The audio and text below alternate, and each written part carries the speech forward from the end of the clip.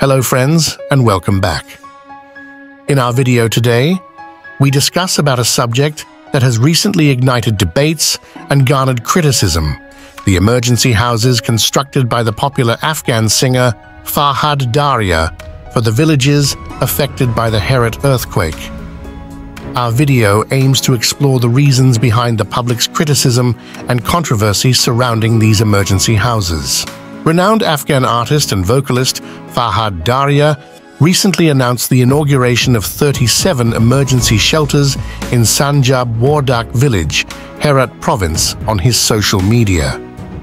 However, the shelters have faced significant controversy from the public due to their poor design and lack of qualification.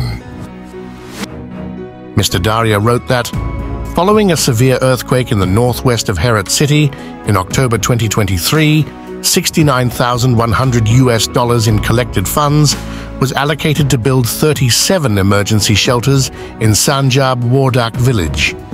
Each shelter, spanning 10 square meters, was constructed using the super adobe homes technique, offering strong earthquake resistance despite their modest appearance.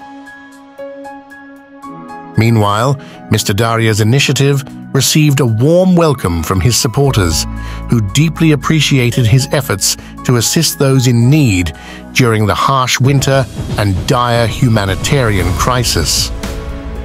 Many of his fans praised Farhad for consistently appearing as a beacon of support for his people, offering assistance without any ulterior motives or expectations. Mr. Darya's unwavering dedication to his community has not gone unnoticed, and his selfless actions continue to inspire those around him. Mr. Darya's commitment to helping others in their time of need serves as a testament to his compassion and willingness to make a positive impact on the lives of those less fortunate.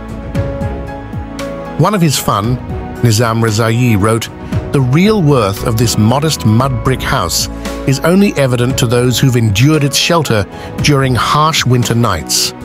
Building even a single adobe room teaches you that for just $70,000, you can become a project manager here.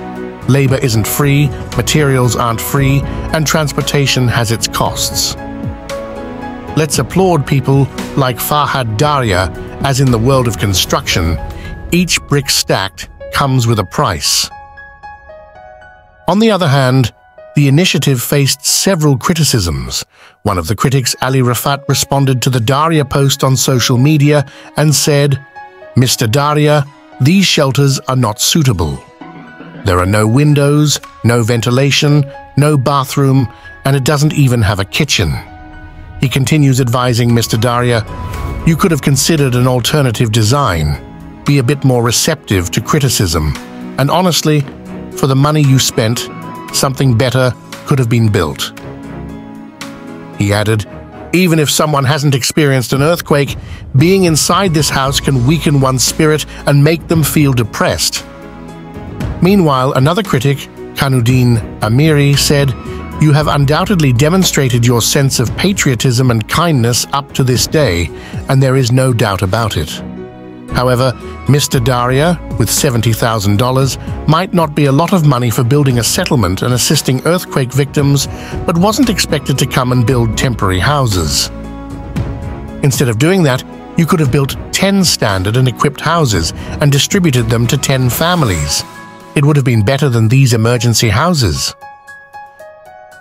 Mr. Darya defended his work, explaining that the shelters were constructed using the super adobe homes or hyper mud technique.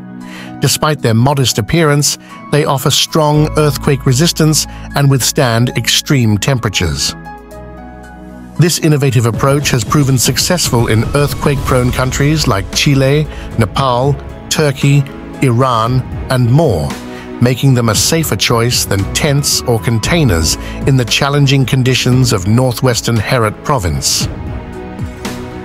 Mr. Darya also added that, "Our goal was not to build palaces, but to construct emergency shelters before the arrival of winter, so that the people could be safe from the cold and earthquakes." Furthermore, Mr. Darya responded to his critics, stating that he has no words for those who stay in their warm homes, do nothing, and only criticize and post on social media when others take action. He expressed deep gratitude to those who actively participated in the project, highlighting the significance of the earthquake-affected families, financial contributors, supportive individuals, and the local working team, including laborers and engineers. In early October 2023, Herat province in western Afghanistan experienced 4 significant earthquakes, each measuring 6.3 magnitude, along with numerous aftershocks. These earthquakes, linked to thrust faulting, severely impacted the region, resulting in 1,482 fatalities and 2,100 injuries, and affecting 43,400 individuals.